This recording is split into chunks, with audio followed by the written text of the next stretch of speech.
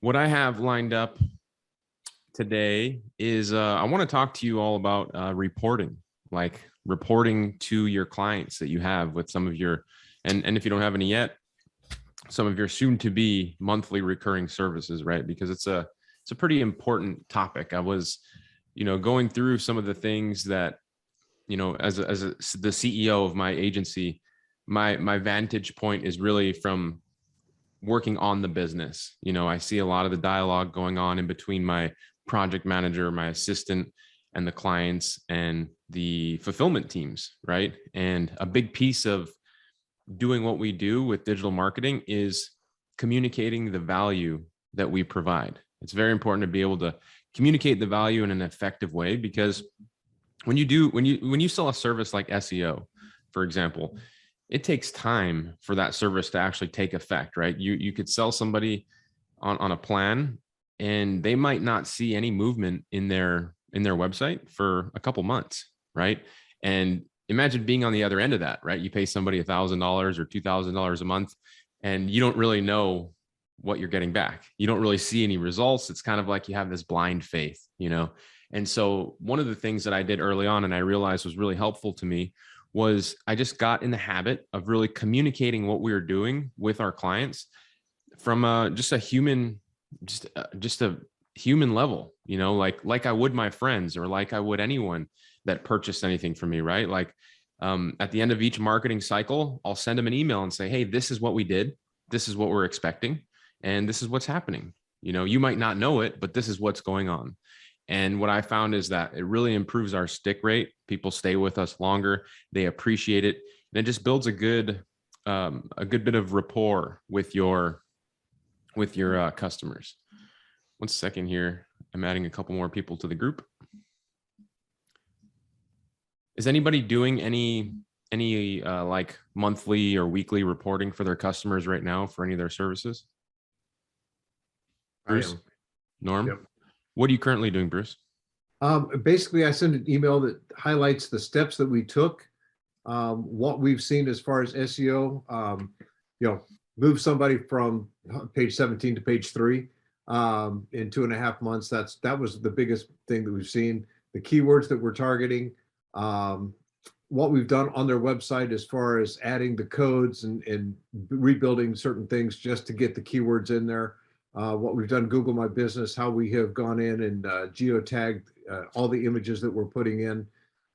That's the big thing. And I started doing that. I had a client over in Illinois, next state over. And after 2 months, he was like, and I wasn't doing the reporting I should have been doing. And I got an email from him going, I don't know that we're seeing anything. And so I just fired off the email and said, this is what I've done. These are the steps that we've taken. He goes, oh, okay, you're doing things. We understand now. And so yeah. I just made that a common practice. So yeah, that's a really good point. And so that's, exactly what I'm talking about. Yeah. So you're doing that consistently now, it sounds like. Are you like manually kind of doing that yourself? I am manually doing that right now. So okay. Have you got a way to automate that, Nick?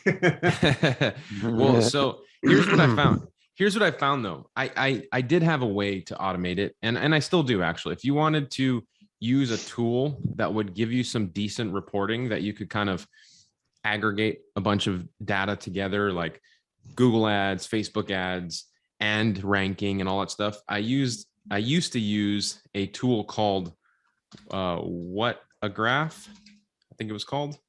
Yes, Whatagraph marketing reports. Here, let me share my screen with you. So this is it. It's called Whatagraph.com.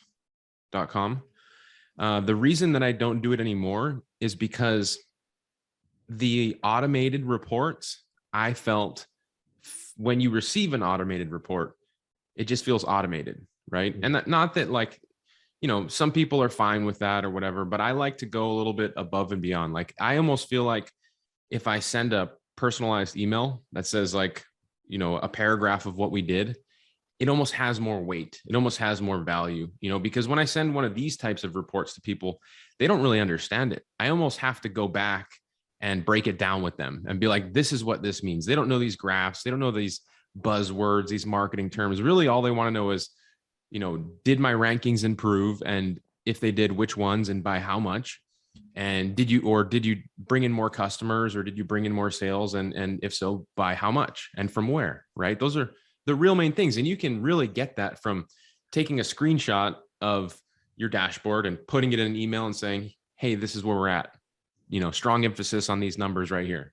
And I've felt that kind of goes a long way. It's just kind of a pain in the butt, but you can have a VA or somebody else on your team doing this for you too. And that's what I'm doing. That's where I'm at right now. I actually had this last client that we onboarded that we're doing the 5-figure website for. And he's $16.95 a month for SEO and some other things. I saw that, which is good. His one comment to me is, he asked the question, are you going to do reporting? And I said, well, yes. And he goes, well, I don't want just a bunch of graphs that I don't understand anything about. So I thought that was an interesting observation from him. He goes, I don't want a bunch of graphs. Just tell me what we did. I sent him a preliminary of a web page or website build yesterday. He fired back with, I don't like this, I don't like that, but make sure this is ADA compliant. And I said, well, the reason these items are in here is to make sure that you're ADA compliant. And the reason the size text that we're using is because it's ADA compliance to do some of the things we're doing. And he goes, oh, okay, proceed. And then he said, well, okay, it's good, I understand. But he never actually said to continue the project or not. So I finally said, hey, I just need to know, are you good with this? Do you want me to proceed, or do you want me to go a different direction? And I got back an email just about 20 minutes ago. He says, no, please proceed. So people just want to know what you're doing. So they do. And that's what I found too, and that's, I'm glad to hear that happened. You got the response, and congratulations on your win there. You've had some nice ones as of late. So good job. You're doing an excellent job. Dan also had a win today. Was that today, Dan? Yeah, today. Yeah. Yep. Nice. Yeah. Congrats. Yeah. Love to see that. And so yeah, like Bruce said, they just want to know what's going on. Personalized feel. For me, I've seen that just has had some better results. So I've been kind of doing it that way, and I still operate that way. So what I wanted to do today was kind of show you all what some of those look like, some of those reports, give you some examples that you could just, take for yourself, look at, and maybe implement for yourself moving forward. And, also, of course, just take questions along the way. Let me put the link to this just in case anybody does want to take a look at it in the chat here. Norm says content strategy and metric reports with actions. You got to do it in their language so they understand you. Yep, that's exactly what I'm going to be going over with y'all. So let me hit present here. So here is, and Kai is going to help me with. I have these 3 reports that I'm going to give you. She's going to put that link to all of them in the chat box for you to download as well. That goes with it. And that way you have those for your records. But I want to kind of go over these things together. So, this is, oops, let me switch my screen. Cool. Everybody can see this report here. So this is the SEO campaign. This is a very basic one, right? We've got dozens of clients that we're doing SEO for every month. And, this is kind of a straightforward welcome, a preface to the actual report, right? So you can see Adriana sent this. She's my project manager at my agency. And she says, just wanted to update you real quick on how our SEO campaign is performing. This month, we've tracked an awesome set of keyword wins for your business. Your website is starting to rank for great keywords related to your niche. People are looking for Cuban pizza or breakfast places in your area. They're definitely able to find you much easier. Especially if they're looking for restaurant searches too. Lots of people looking for restaurants in your area and landing on your site. And so, and this is just my philosophy. This is what I like to do. I like to resell what we're doing, resell, like you came to us because you wanted to get, your restaurant, which is it's a Cuban food restaurant. If you haven't noticed, you wanted to get it to be ranking higher. You want it to be easier to find for people in your area. So we just kind of simply resold that, right? In that actual welcome letter. So let me pull up that actual report here.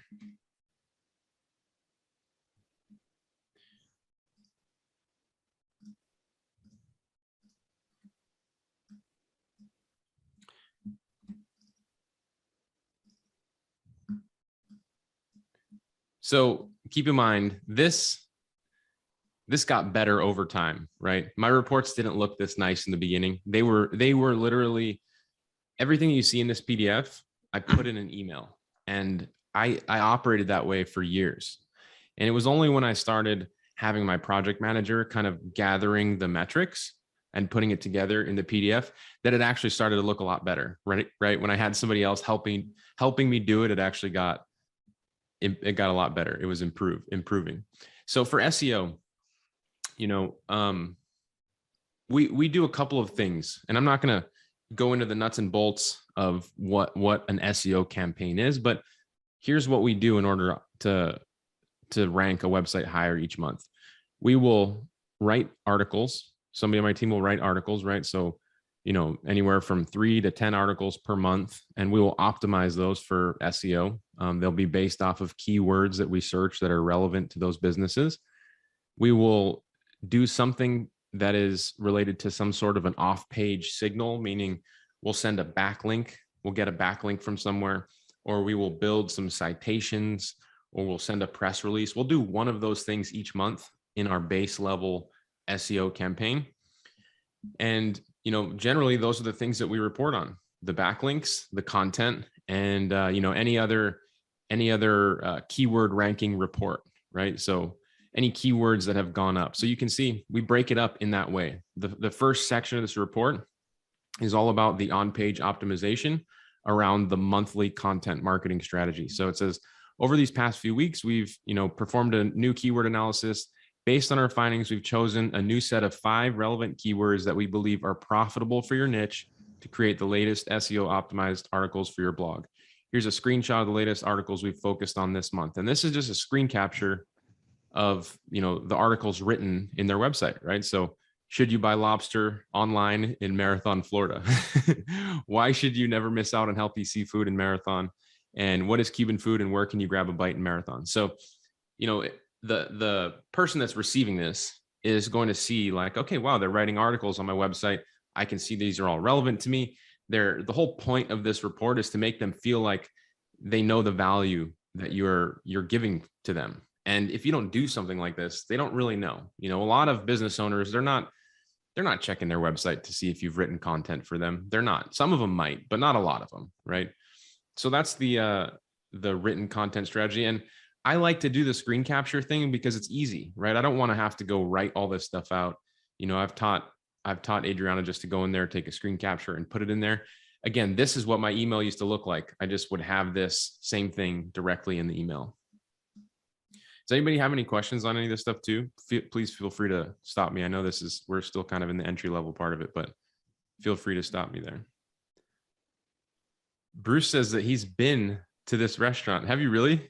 Yes, we were there last January. So we went down, Wow. flew into Miami and stopped in Marathon for a while. And it was right across the street from our hotel, and best Cuban coffee anywhere in the Keys. Wow, that's amazing. Yeah. Did you find him on Google? No, I just saw him directly across the street. Didn't even think about Googling it. It was just right there. So That's funny. yeah. No, I just brought up their website to look. It's like, yes, that's the one that we went to. So yeah, parking right there on the street and up to the left. So that's crazy. awesome. And so we actually built their website too. Oh, So we built their website, and then we transitioned them like we always try to do, and we do most times, into some sort of monthly recurring service. So in this case, it was SEO. so no, I've been there. It's a great spot. Nice. And they have good breakfast too. Nice. So if I keep scrolling down here, the second part is the off-page optimization and backlinks, right? So this is a important piece of search engine optimization, right? And so I think it's also very important on how you frame this for your customers. So I'm going to read this and we'll talk a little bit more about it. So it says, last month, we've started developing relationships with a few high authority blogs in your niche, and have recently built out one new backlink from an active website with 14,000 monthly visits and 7,000 referring domains, number of unique external linking domains. Now, see, this can, for the average business owner, this can already kind of get a little confusing for them, right? They don't understand too much about this.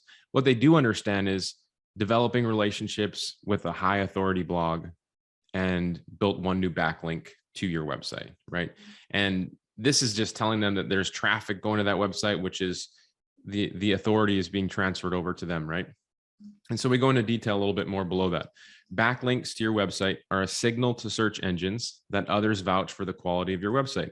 The more quality sites link to the same website or page, the more search engines can infer that content is worth linking to, and therefore also worth surfacing on a SERP. In other words, backlinks can have a positive effect on a site's ranking, position, and search visibility. So this is an important piece, right? You know, we told them that we've purchased a spot of a high value website last month in order to generate a backlink to their site. And that's what we do, right? We go out and we will buy a guest post. I don't do any like black hat stuff for my customers. I do guest posting, right? So there are a lot of people out there that sell backlinks that are, you know, could potentially get them in trouble. Like if you have a fake backlink from a website and then you link it to your customer's website, well, you could potentially be putting them at risk, right? If you're having that kind of toxic site pointing to them. So is anybody getting backlinks for any of their customers right now? No.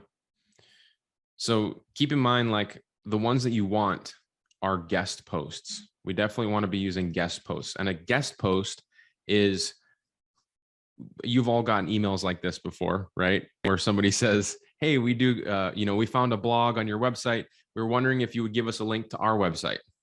You've all seen that, right? Right. So that's what a guest posting service is. Now, the great thing about that is that it's completely legal. You know, there's nothing wrong with asking somebody to link to your site. Now, it's annoying as hell to get all those emails, to be on the receiving end of it, right? But, you know, a very powerful and effective strategy to be able to reach out at scale and get some of these links for your customer site. And so you can see on this one, we got a link to a website called The Bragging Mommy, and they had an article written for us that says how to pick a great restaurant near me. And then they were able to link to this Cuban restaurant's website. So again, that's just a vote of trust from this website. And you can see the metrics here, right? This website that gave us the link, they've got 14,000 monthly visitors and, you know, 7,000, let's call it 8,000 referring domains. So they have 8,000 backlinks of their own. And if they send us a link, that's just showing Google that we're more trustworthy, right? You have this high-powered, high-authority website giving a link from a blog about how to pick a great restaurant to a website that is a restaurant. Well, that site must also be trustworthy. Does everybody see how that kind of works here? Great. So we like to communicate the link, and we like to communicate that the link that we're giving them is not only, you know, a link, but why we're doing it and why it's good. We're educating our clients in this process.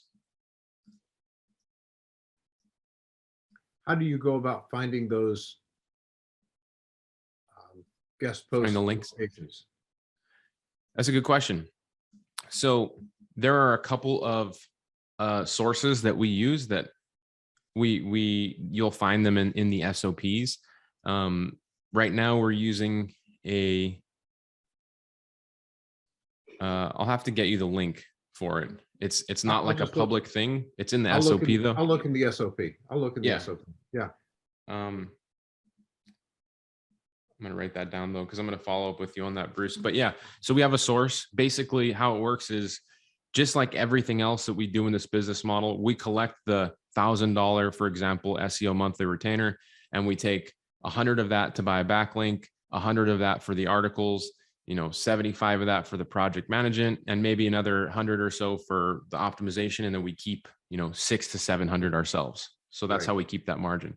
And that money for that link, it never comes out of our pocket, right? Right. And so this is an example of the keywords that we're ranking for. And what I like to do, and what I've instructed Adriana to do, is, show the keyword wins, the keyword ranking for the blog articles that we wrote for, because the blog articles are always written around a specific keyword that we research, right? So each month when we do our reporting, we share the keyword ranking for those specific articles, but then we also show a ranking for their top performing keywords as well, just to kind of let them know how they're doing. So you can see Cuban breakfast near me used to rank number 22, is now number 20. Restaurants near Florida used to rank number 24, now number 21. And see the difference here when you have this type of information in contrast to just this, which is what you usually get when you get an automated report. A business owner doesn't really know what this means. You know what I mean? You have to baby spoon feed it to them, you know, tell them it used to rank number 22 and now it ranks number 20. It just, you know, I've found that it just goes a lot further. And you said something else too, Bruce, that I wanted to mention.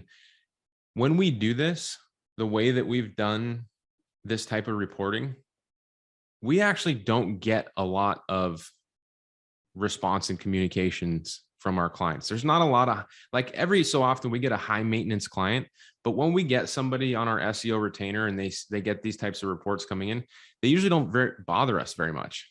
They really don't, because a lot of the questions are answered in this.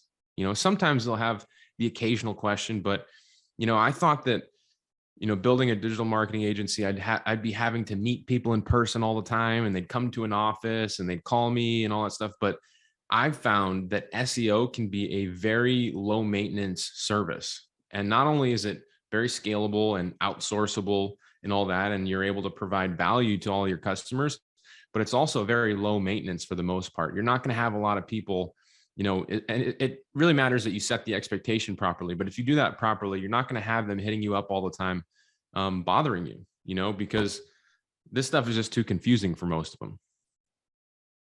Right.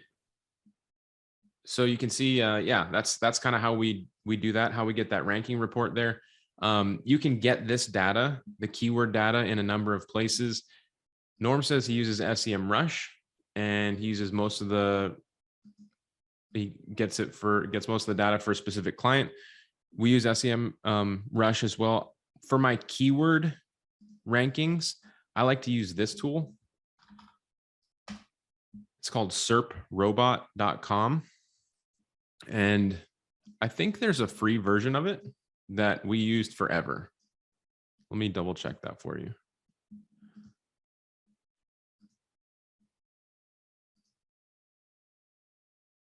Yeah, I think there's a free version. But you can see, like, these are all of our clients in here, you know, and they're all, we're regularly tracking their keywords, and we can come in here at any time. And what my project manager does is every time we write an article around a keyword, she will come in and put it in SERProbot so we can start gathering the data on that keyword. And then when we do our monthly reporting, then we share, we just take a screen capture of this. Like, that's where that usually comes from. It usually comes from here, Ahrefs or SEMrush. So, you know, it's easy to see, track your results, right? Because you have these columns here. You have the keyword here in this first column, and then you have the latest, which is the latest position that they're in. So this one, for example, is in position 8, which means that on the top 10 of Google, it's in number 8. And it used to be at number 8, right? The first position was number 8. So it could potentially be like this one, where it started being tracked at position 16, and now this one's at 10. So we've already moved them up 6 spaces since we've been tracking this keyword. And being able to show that to people long-term is how you're really going to get them to stay with you. Any questions on this? Norm, what's up? Yeah, I was just typing it in, but for me, well, do you find value in showing your client that how they are beating their top 3 competitors in keywords and all that stuff? Yeah, I mean, you know, they love to know that kind of thing, you know. And sometimes what we'll do is we will just send a just because email, you know, out of the blue, like, hey, we just saw that we are outranking your competition for this keyword. Just wanted to let you know.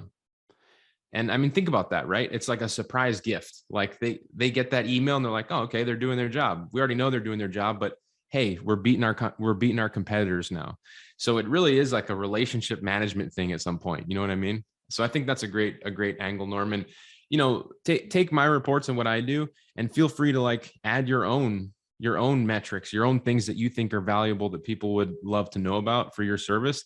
Add it in. You know, these are I think that that's the main thing about these types of reports. You know, they're custom. You know, we spend a little more time to make these custom reports. They're not just printed off, but I think they go a long way. You know, they go a lot further. And even if you're just doing these yourself in the beginning and they're very basic, like a paragraph with a couple screen captures, it goes a long way.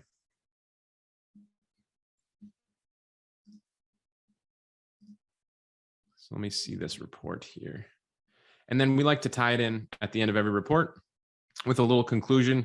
This one is a little light, if I'm being honest. I would probably ask Adrienne to spend a little more time here next time. But, you know, she says our campaign is doing very well. Here's what we're going to be doing next month. We'll be researching new keywords to target and work a new set of SEO optimized articles for your blog, as well as continue to get some more relevant backlinks.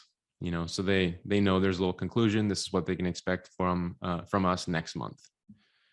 So that's kind of a really basic SEO campaign.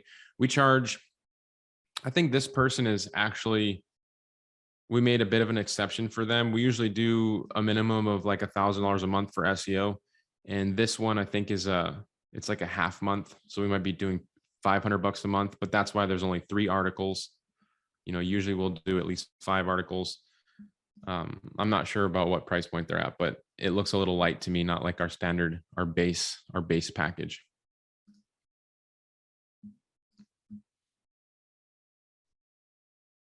So here's an example of another one. This is a solar company. And this one is a little more in depth. This one's a little more of a, an advanced report.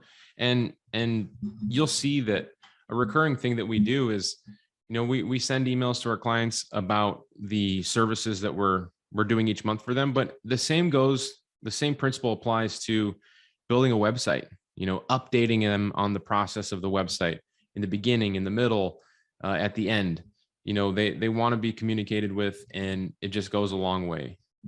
You have to keep in mind that a lot of business owners, especially the ones that we interact with, they've usually had some marketing done from a bigger brand before. And I talk about this all the time. We've found that businesses, they want to work directly with people. They do want to work with Dan. They want to work with Bruce.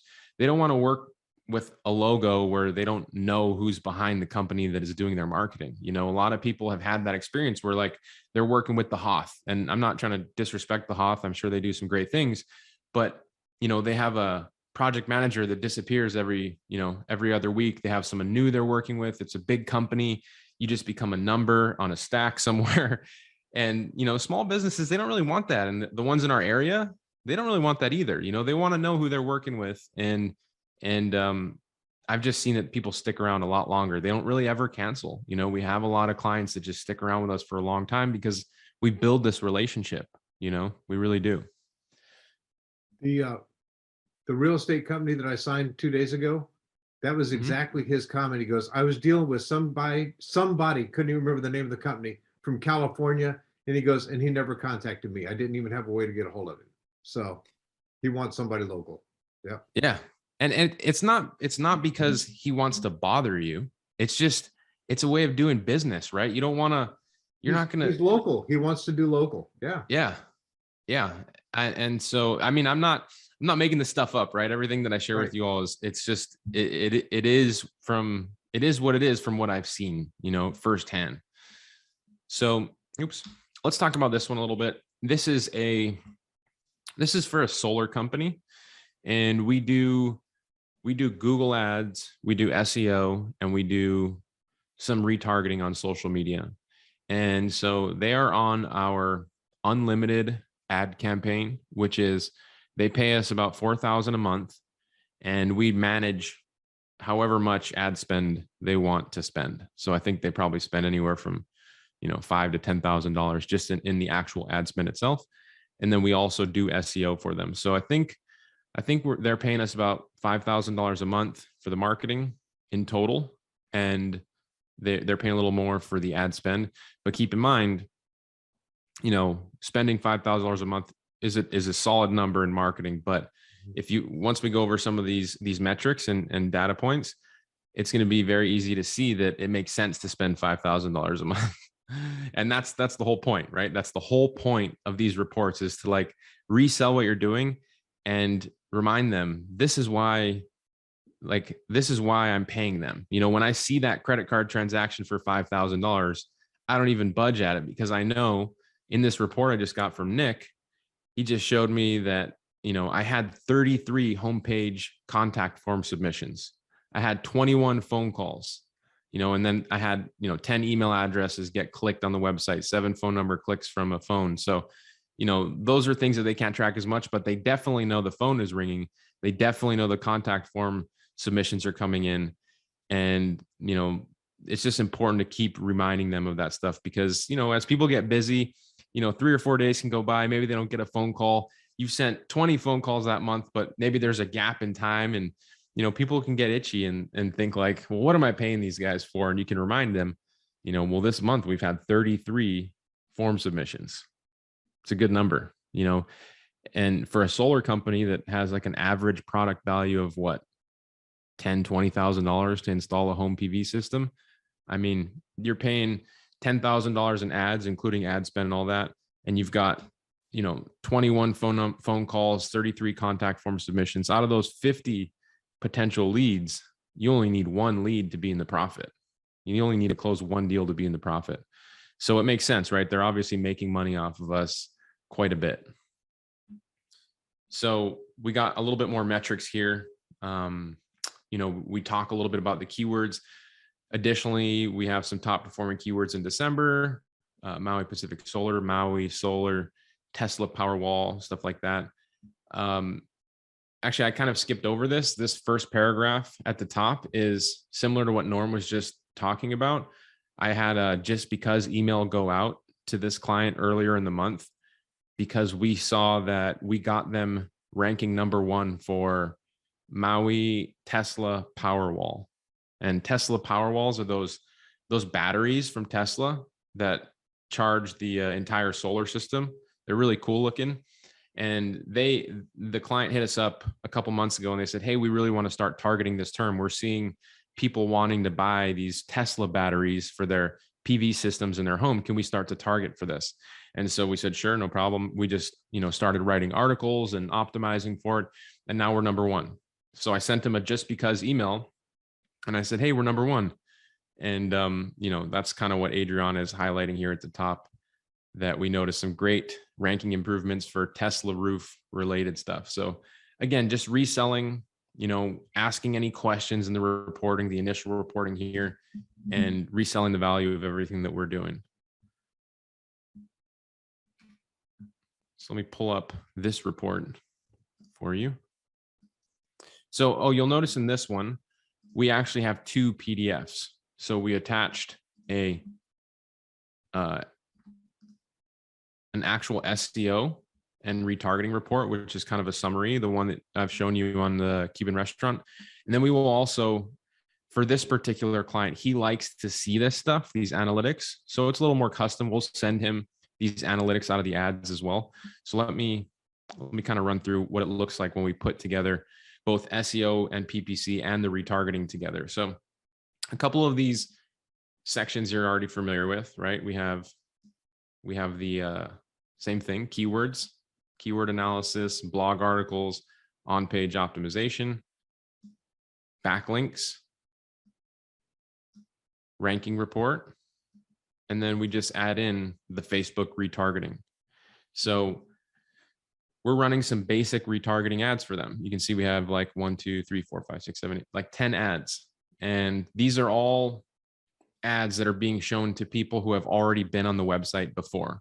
So it's just a very, very cost-effective way to show ads and try to recapture some people that are already warm leads.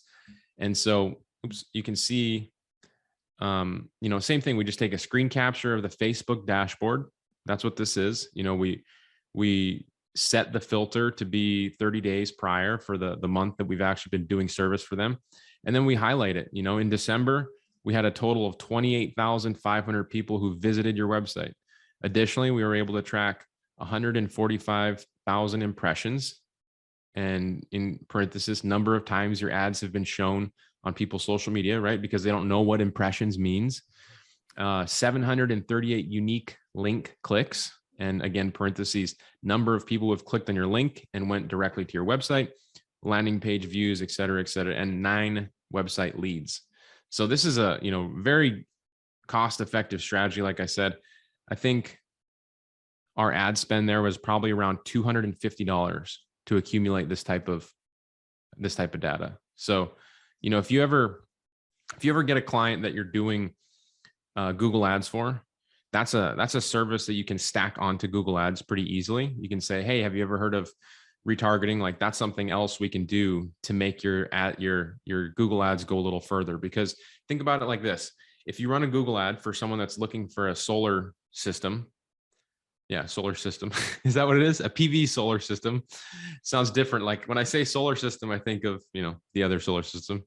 So if you have somebody coming in on Google for that type of system, you should be able to retarget them and show them your ads on Facebook and stuff later. It only makes sense, because especially if you have a high price point, like these PV systems, $20,000, a lot of times people want to do more research later. They see what you have to offer. They want to research, they want to think about it. And this is the type of thing that you want to stay top of mind. So you can easily add in some impressions, to get into people's news feed by adding these retargeting ads into what you're doing. And it's going to, just go a lot further. You can see the data we have here, which is, pretty amazing for $250 in ad spend. Is anybody doing retargeting? Just starting. No retargeting? Are any of you doing any retargeting for yourselves? Yes. Nice. And that's a good thing that you can do too. Like right now is you can set up a pixel on your own website and set a $5 to $10 ad budget per day, and just have your own ads for your own agency. And even $5 a day will give you like 100 impressions a day, or even more. And so that's a lot. Like that really has some legs in terms of getting your brand and what you're doing in front of people that already know who you are, reminding them of who you are. And you'll find that there's a lot of credibility that comes with showing ads about your own brand to people in your local area. People tell me all the time, they're like, man, I see your ads everywhere. And it's kind of weird, because back in the day, if you had an advertisement on TV, you were like a big deal, you were a big deal. And it's amazing how much authority you can get with just some basic retargeting ads in your local area. You really can get a lot of authority out of it, which is crazy. And you'll find that if you do that for a little while, your sales are easier to close. The sales just are a lot easier to close. I mentioned earlier today that I was seeing that Facebook, hey, you showed up X number of times on, new visitors to Facebook or whatever. And I think that's gone up as I've started doing the retargeting on the ads. So that's probably where some of that's coming from. Yeah, I bet. So at the end of this, like I said, we also are doing the Google ads as well. So we have a quick little recap and just the important stuff. You have the more in-depth report that I'm about to show you, which is a little bit more confusing, but this one makes sense, right? If all somebody really wants to know from Google ads is how many clicks they got to their website, how many conversions, which are the phone calls, the form submissions, and people clicking on the email contact form on their website, and how many people clicked their website. So, they know they're spending X amount of dollars with us. We sent 72 conversions from the Google ads. You can see that, we spent $3,200 in ad spend in order to get those 72 conversions. So, we just break it down very simply, because when you confuse people with this stuff, it doesn't work out. If people, they're not sure how they're spending their money with you, or they're not sure how they're getting a return on their investment, they're likely going to stop spending money with you.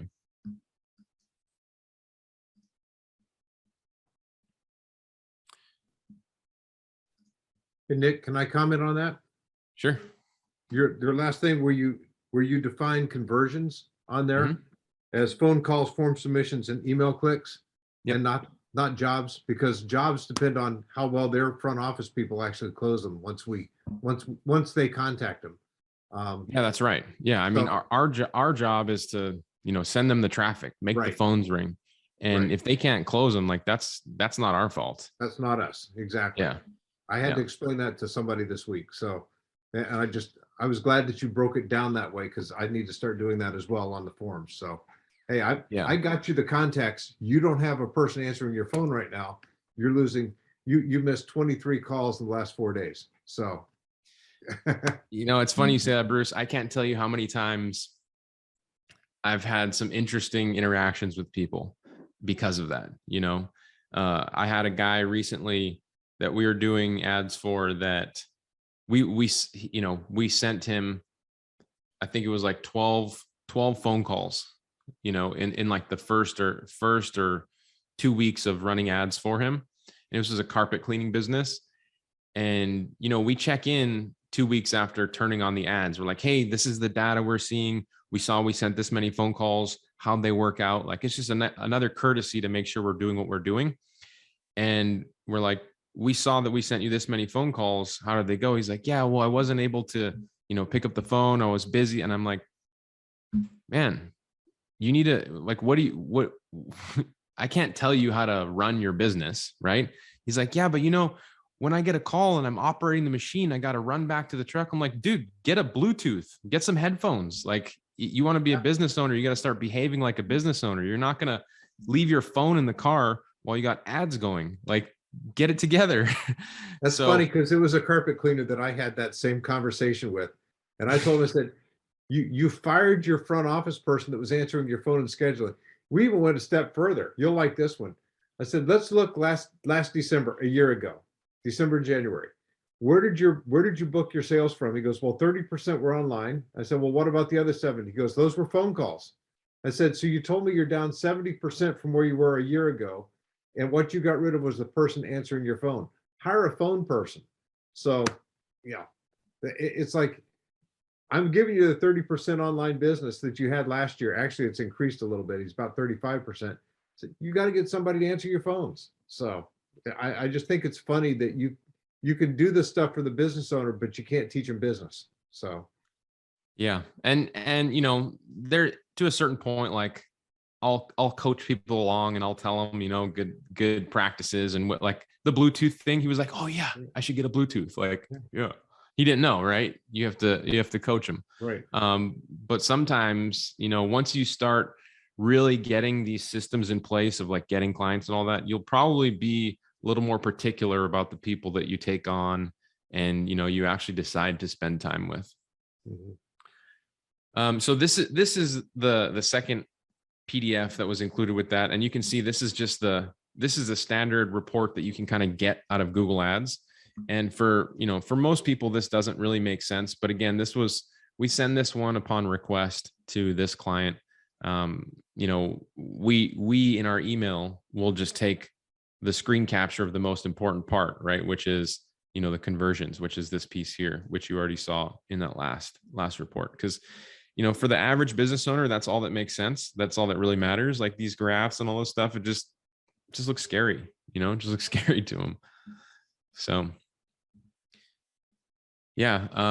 So yeah, we got another 10 minutes or so. And I just want to, kind of open up for just a general discussion. Did you guys get some value out of that, out of the reporting and all that stuff? You might not have some monthly services now, but like how important it is to be communicating that type of thing. And you can see how I'm doing it. It's very basic. It's really just about putting it together and sending it over to them. Also, a very important part is it doesn't have to be you, right? You can have somebody else on your team doing that. And an easy way to teach somebody how to do that is create an SOP for it, right? We have an SOP, it's in there. But if you wanted to create an SOP for something like this, you would just go to a Word document and say, each month I want to create a report in an email. It looks like this, give them an example, and then say, I want a screen capture from this place for these metrics. I want a screen capture from, SERP robot from this place. And I want a conclusion at the end. And, you can really systemize it. It's very basic. You can say, and I want them to be sent out at the end of each billing cycle for that particular client. And then, I'll pay you $10 per report that you send each month. And that frees you up, right? That frees you up from having to do it yourself. You don't have to spend the time. You don't have to spend, the biggest piece is the bandwidth. If you have to always go and gather the details and, do the reports yourself, you have to invest the time to go research it. It stops you from doing other things. It stops you from your momentum with your screen share audits, your phone calls, or your appointment setting. So that's really the big piece of it. But keep in mind, I did all of my reporting and my emailing and sending it all out in the beginning by myself. I was what you would definitely call a bootstrap business. I mean, I started with nothing, no capital or any of that stuff. So I was getting, 1 or 2, 3 clients and sending my monthly reporting. And yeah, so you don't get overwhelmed if you don't have anybody yet doing that type of thing for you. This is just an idea of where you'll be working to.